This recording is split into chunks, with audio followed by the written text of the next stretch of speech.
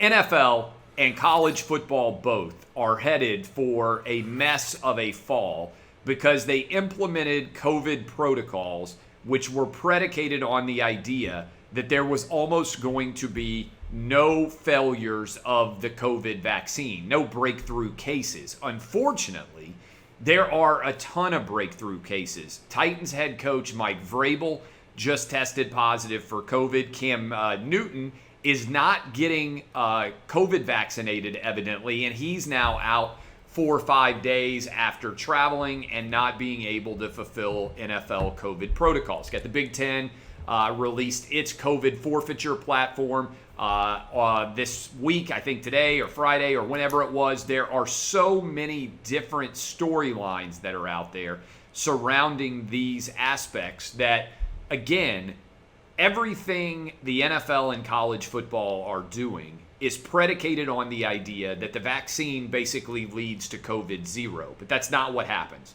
Look at Israel. Look at Iceland. Look at the most vaccinated countries in the world. Most of them are experiencing a summer COVID surge. In fact, many places are setting all-time highs for COVID infections, even in the wake of the vaccines, okay? So, what should be happening is the NFL should be saying this: hey, we encourage you to get vaccinated, but basically we're going to stop testing because there is zero threat from COVID to any NFL football player or college football player who's in decent health, much less than exist for the seasonal flu, which people have been playing through for generations. And in particular, I asked you guys a question, which I think is an interesting and good question. What percentage of you believe, if you had to, the difference between the NFL, whether there is a bigger danger for COVID or playing football?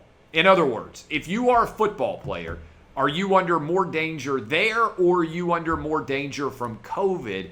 And wildly, 92% of you said football players are under more danger from football than they are from COVID. And this irony of the NFL being wildly protective when it comes to COVID after spending generations pretending that concussions weren't actually an issue for NFL players is pretty crazy, right? It's pretty crazy when you actually think about it from that perspective. But there's several other schools that are also making disastrous decisions. I think, we talked about the New Orleans Saints, some other teams, but the first Power 5 college football teams to require a vaccine or a negative test, Oregon and Oregon State. So far, they are the only college football programs to require either a vaccine passport or a negative test. And here's the challenge. Any of you that have ever been in a line to get inside of a college football stadium, have you ever thought to yourself, you know who's really, really talented at their job? You know who is maybe the best out there, period, at their job? Ticket takers. You ever been to a sporting event and thought, you know, if that guy wasn't taking up tickets, he might be working as a neurosurgeon. You know, that guy who's taking up tickets, he was going to become an architect and build the stadium, but instead he decided, you know what, I'd rather take up tickets, all right? Not trying to pick on the ticket takers, just saying that they are being put in an untenable position because they are being asked to get everybody inside the stadium fast, but they are simultaneously now going to have to look at vaccine passports or COVID negative tests in order to see whether or not someone is eligible to enter the stadium and be able to use the ticket that they have. I'm sorry, this is going to be a disaster.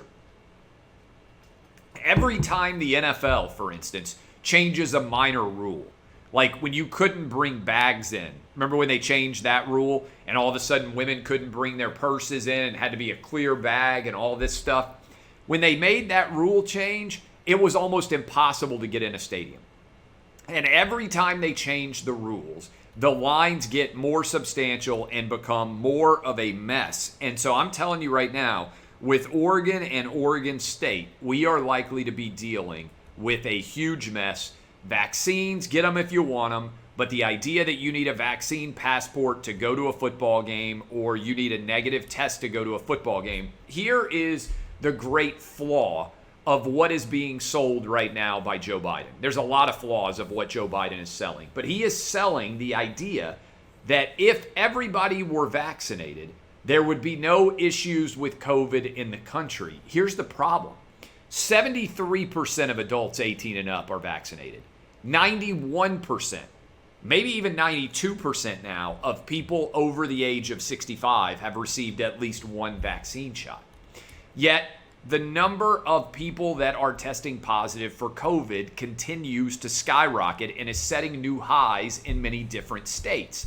What Joe Biden is selling is the idea that if everybody were vaccinated, COVID wouldn't exist, and that's just not true. The Delta variant, if you look at the data out of Israel, is going to spread widely, even for people that have already been vaccinated. And I'm telling you, this is one of the major flaws of the NFL and college football as it pertains to their COVID policies.